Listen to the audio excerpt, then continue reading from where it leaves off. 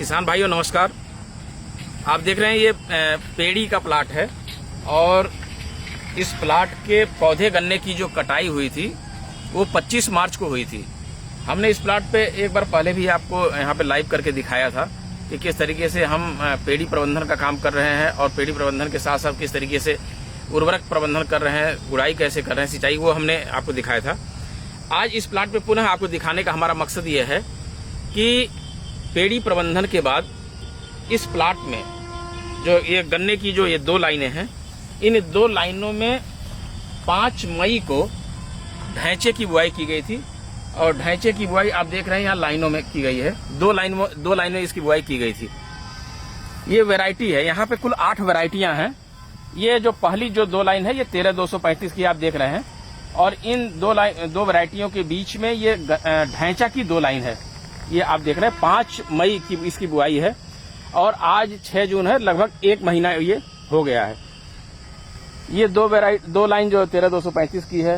फिर आप ये देखेंगे ये यहाँ पे 14201 की ये 2 लाइन है। ये 2 लाइन इसके बीच में ये ढैंचा की बुआई की गई है। फिर ये 15023 2 लाइन है और 15023 के बाद फिर ये गन्ने की जो ये किस्म है कोसा 17231 है। ये इस 2 लाइन है। ये सभी पेड़ी हैं और एक ही साथ इनके पौधे गन्ने की कटाई हुई थी और उसके बाद सारी जो क्रियाएं हैं वो एक साथ की गई थी। उसके बाद फिर इसमें ढैंचा की बुआई की गई थी। अब आइए इस पे बात करते हैं कि हम ये ढैंचे की जो बुआई की गई क्यों की गई है।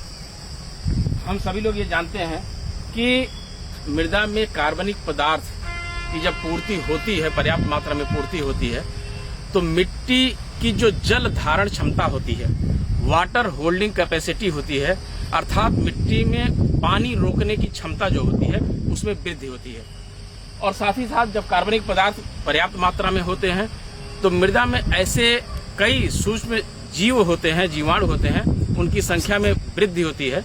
और जब उनकी संख्या में वृद्धि होती है तो ये जीवाणु जो होते हैं ये मिट्टी में जो हम पोषक तत्व देते हैं उन पोषक तत्वों को पौधों के लिए उपलब्ध अवस्था में बदलने का काम करते हैं। अब जैसे पानी रोकने की क्षमता मिट्टी में जो वाटर होल्डिंग कैपेसिटी होती है उससे क्या हमारा मतलब है?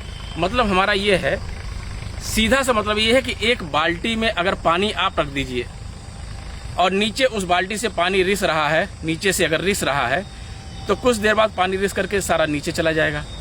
और उसी बाल्टी में अगर आप एक तौलिया रख दीजिए तो तौलिया क्या करेगा? उस तौलिया पानी को अपने अंदर एब्जॉर्ब कर लेगा, अवशोषित कर लेगा और वो काफी दिन तक, काफी देर तक वो नमी बनी रहेगी। तो आप इस तरीके से समझिए, जब हमारे मिट्टी में कार्बनिक पदार्थ पर्याप्त मात्रा में होते हैं तो ये उस तौलिए की तरह रोक करके हम मिट्टी में जो नमी होती है वो काफी दिन तक बनी रहती है। और जब मृदा में नमी काफी दिन तक बनी रहती है तो मृदा में जो पोषक तत्व, हम सभी लोग जानते हैं कि पौधे जो हैं वो पोषक तत्वों को घुलनशील रूप में लेते हैं। तो ऐसी स्थिति में क्या होता है कि पोषक तत्वों की उपलब्धता पौधों के लिए अधिक मात्रा में होती है, साथ ही साथ सूक्ष्म जीवों की संख्या में वृद्धि होती है। तो इस तरह से कार्बनिक पदार्थ की वृद्धि आप कर सकते हैं। अगर आपके खेत में, अगर आपके पास गोबर की उपलब्धता नहीं है, वर्मी कंपोस्ट की उपलब्धता नहीं है, तो आप इस तरीके से भी ढैंचे की बुआई करके आप मृदा में कार्बनिक पदार्थ की पूर्ति कर सकते हैं। अब बात यह है कि इसकी पलटाई कब करें। जब हम ढैंचे की बुआई अकेले खेत में करते हैं तो हमें 45-50 दिन पे उसकी पलटाई कर देनी चाहिए। लेकिन जब हम गन्ने के साथ अंतर फसल के रूप में ढैंचे की बुआई करते हैं तो हमको 30 से 35 दिन, 40 दिन के अंदर उसकी पलटाई कर देनी चाहिए, ताकि गन्ने में जो लॉकिंग पीरियड ऑफ नाइट्रोजन आता है वो उससे बचने के लिए हमको थोड़ा पहले कर देना चाहिए। तो अब ये 1 महीने का हो गया है, हम इसकी पलटाई कल इसको कर देंगे, ये कल परसों में इसको कर देंगे। मेरा मकसद ये है आपको दिखाने का कि आप पेड़ी गन्ने में भी 1 महीने में एक अंतर फसल लेकर के, ग्रीन मैन्योर, हरी खाद की अंतर फसल लेकर के आप मृदा में कार्बनिक पदार्थों की पूर्ति में वृद्धि कर सकते हैं।